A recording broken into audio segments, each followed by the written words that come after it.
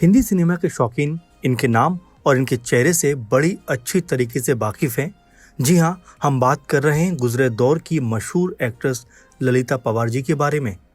अक्सर फिल्मों में खतरनाक सास के किरदारों में नजर आने वाली ललिता पवार अपनी बेजोड़ अदायगी से सिने प्रेमियों का जमकर मनोरंजन किया करती थीं। रामानंद सागर की रामायण में इन्होंने मंथरा का किरदार कुछ इस तरह से जिया कि लोगों को लगा जैसे उन्होंने साक्षात में मंथरा को देख लिया हो।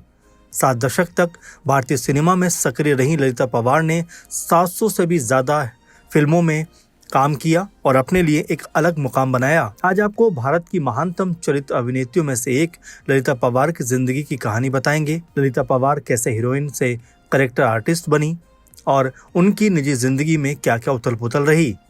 तो चलिए करते हैं शुरुआत। ललिता पवार का शुरुआती जीवन। ललिता का जन्म 18 अप्रैल 1916 को नासिक शहर के योला कस्बे में हुआ था। माँ बाप ने इन्हें नाम दिया था अम्बा लक्ष्मण राव शगुन। इनके पिता लक्ष्मण राव शगुन सिल्क और कॉटन व्यापारी थे और अच्छे खासे अमीर थे। ये जब मात्र 11 बरस की थीं, तभी इन्होंने फिल्मों में बतौर चाइल्ड आर्टिस्ट काम करना शुरू किया। एक मूक फिल्म में ये बाल कलाकार के तौर पर दिखीं और बतौर मेहनताना इन्हें उस वक्त 18 रुपए मिले। ललिता पवार ने घर पर रहकर ही की पढ़ाई। ये वो दौर था जब लड़कियों को स्कूल भेजना अच्छा नहीं माना जाता था, लेकिन इनके पिता ने इनके लिए घर पर ही उर्दू और हिंदी टीचर की व्यवस्था कर दी, इसलिए थोड़ा बहुत लिखना पढ़ना जानती थी। घर पर ही इन्होंने शास्त्रीय संगीत भी सीखा था।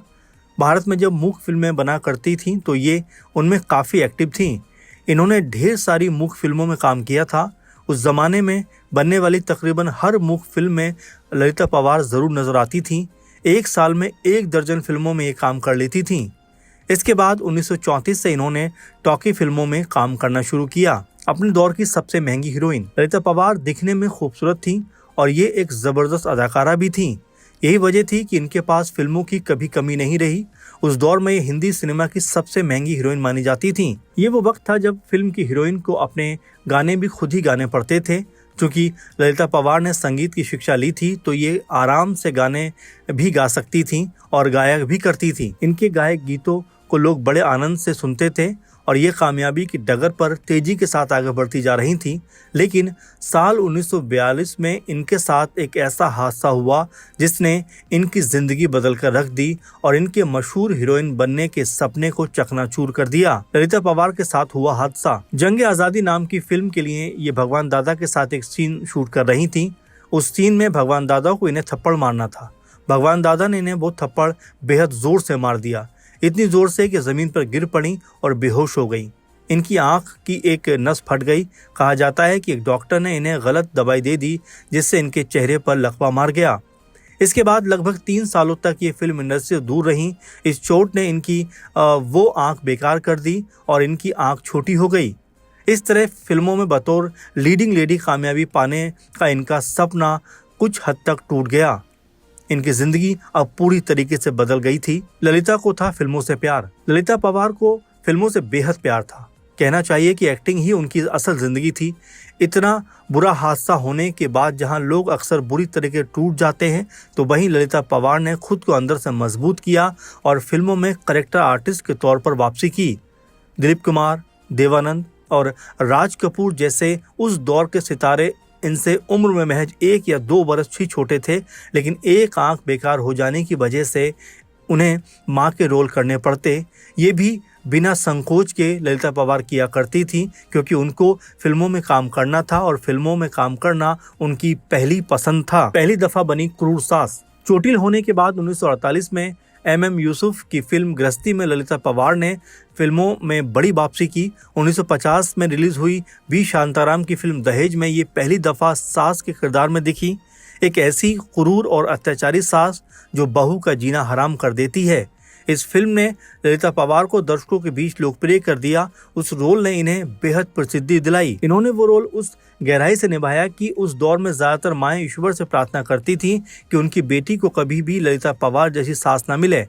इसका एक असर ये भी रहा कि उत्तर भारत के ज्यादातर घरों में लोग इन्हें नापसंद करते थे। मंथरा के किरदार ने कर दिया अमर। 70 सालों तक इन्होंने लगभग 700 फिल्मों में काम किया। हिंदी के अलावा इन्होंने मराठी और गुजराती फिल्मों में भी काम किया और इन फिल्मों में इन्होंने एक से बढ़कर एक किरदार निभाए। रामानंद सागर की रामायण में इनका निभाया मंथरा का किरदार भला कौन भूल सकता है। रामायण देखने वाले हर दर्शक ये मानते हैं कि मंथरा के किरदार को ललिता पवार से बेहतर कोई और अदाकारा कभी नहीं निभा सकती थी, क्योंकि इस किरदार में जो जान ललिता पवार ने डाली वैसी जान कोई दूसरा नहीं डाल सकता था, क्योंकि पर्दे पर वाकई ललिता पवार बिल्कुल मंथरा की तरह दिखाई पड़ती थी।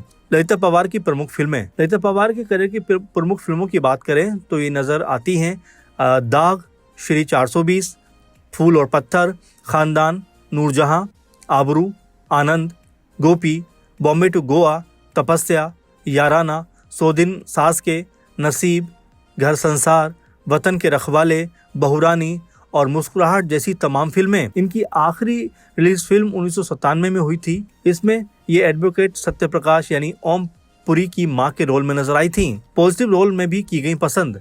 यूं तो ज्यादातर फिल्मों में ये वैम्प के किरदारों में दिखी, लेकिन कुछ फिल्में ऐसी भी थीं जिसमें ये बड़े ही पॉजिटिव रोल्स में नजर आई थीं। इनमें सबसे प्रमुख अगर फिल्म की बात करें तो 1959 में रिलीज हुई राज कपूर की फिल्म अनाड़ी में इनके द्वारा निभाया गया मिसेज दीसा का किरदार बहुत ज्यादा मकबूल और मशहूर हुआ। इसके अलावा आनंद फिल्म में सीनियर नर्स और नसीब फिल्म में मिसेज गोम्स के रोल में भी ये पॉजिटिव कैरेक्टर्स में दिखी और इन रोल्स में दर्शकों ने इन्हें बेहद पसंद किया। राज कपूर थे इनके फैन। राज कपूर तो इनके इतने बड़े फैन थे कि उनके साथ काम करने का कोई भी मौका छोड़ते नहीं थे। उन्होंने जब आर.के. स्टूडियो की नई बिल्डिंग बनाई तो उसका उद्घाटन भी उन्होंने ललिता पवार से ही कराया। ऐसी थी इनकी निजी लाइफ। बात अगर ललिता पवार जी की निजी जिंदगी की करें तो पता चलता है कि इनकी 2 शादियां हुई। इनके पहले पति थे जी.पी. पवार, जो इनके फिल्मी करियर के शुरुआती दिनों में एक बड़े फिल्म प्रोड्यूसर थे, लेकिन कुछ ही समय के बाद ललिता पवार ने जी.पी. पवार से तलाक ले लिया, क्योंकि जी.पी. पवार और ललिता पवार की छोटी बहन के बीच अफेयर शुरू हो गया था। इसके बाद उन्होंने राजकुमार गुप्ता से शादी की। उनसे उनका एक बेटा भी हुआ जिसका नाम था जय पवार। 3 दिनों तक सड़ती रही लाश। अपनी जिंदगी के आखिरी दिनों में ये पुणे स्थित अपने बंगले आरोही में आकर रहने लगी थी। इन्हें जबड़े का कैंसर हो गया था। पुणे में ही 24 फरवरी 1998 को ललिता पवार जी ने 81 साल की उम्र में इस दुनिया को अलविदा कह दिया। इनकी मौत की खबर 3 दिन बाद लोगों को पता चली। दरअसल जिस वक्त इनकी मौत हुई तो इनके पास पति भी नहीं थे, क्योंकि वो अस्पताल में भर्ती थे और इनका बेटा अपने परिवार के साथ में मुंबई में रह रहा था। बताया जाता है कि बेटा 3 दिन तक लगातार इन्हें फोन करता रहा, लेकिन किसी ने फोन नहीं उठाया। चौथे दिन बेटे ने पुलिस को फोन किया और पुलिस ने घर का दरवाजा तोड़कर देखा तो वहां पर ललिता पवार का निधन हो गया था और शव वहीं पे उनका एक तरीके से मृत शव जो शरीर था वहीं पे पड़ा हुआ था। इस तरह से ललिता पवार ने दुनिया को बड़ी खामोशी के साथ में अलविदा कह दिया। फिलहाल ललिता पवार आज भी भारतीय सिनेमा प्रेमियों के जहन में जिंदा हैं और हिंदी सिनेमा में तो ये अमर हो चुकी हैं। ये बात पूरे यकीन के साथ कही जा सकती है कि बॉलीवुड में ललिता पवार जैसी अभिनेत्री शायद फिर कभी नहीं आएगी, क्योंकि ललिता पवार ने मूक फिल्मों से लेकर हर तरह के दौर के हिसाब से अपनी एक्टिंग को ढाला और ये बताया कि एक्टिंग किस तरह से की जाती है, अभिनय को किस तरह से पर्दे के ऊपर जिंदा किया जाता है, ये ललिता पवार से बेहतर कोई नहीं जान सकता। और दूसरी बड़ी बात कि जब वो फिल्मों में बतौर हीरोइन आया करती थी, लेकिन 1942 में जब उनके साथ हादसा हो जाता है तो उसके बाद भी उन्होंने जिंदगी से मायूसी ना दिखाते हुए बल्कि उसको एक्सेप्ट किया और फिल्मों में करेक्टर रोल करने लगी। जब उनको नेगेटिव रोल भी ऑफर हुए उन्होंने उनको हाथों हाथ लिया, क्योंकि शायद ललिता पवार जी का ये मानना रहा होगा कि अभिनय तो अभिनय होता है, भले ही वो पॉजिटिव हो या नेगेटिव हो। इसीलिए आज भी ललिता पवार की जो अदाकारी है, उनकी जो एक्टिंग है, वो जो दर्शक हैं, सिने प्रेमी हैं, उनके दिलों में जिंदा हैं। तो फिलहाल इस प्रोग्राम के जरिए हमने ललिता पवार जी की जिंदगी को से आपको रूबरू कराया। ऐसा कौन सा कलाकार है जिसके बारे में आप जानना चाहते हैं, जरूर बताइए और इसी तरह से हमारे चैनल के साथ में जुड़े रहिए, क्योंकि हम ऐसे भूले बिसरे जो कलाकार हैं, जो एक्टर्स हैं, उनके बारे में आपको उनकी ज़िंदगी से रूबरू कराते रहेंगे। फिलहाल के प्रोग्राम में इतना ही। आप लगातार बने रहिए।